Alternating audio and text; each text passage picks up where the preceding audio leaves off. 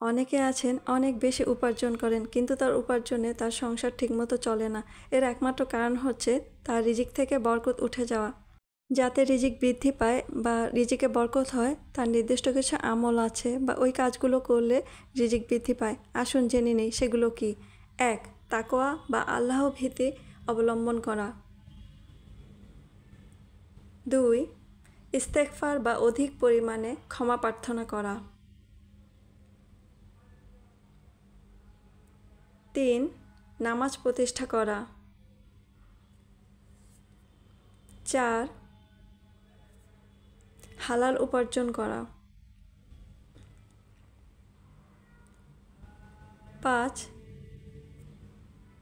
আল্লাহর রাস্তায় দান করা।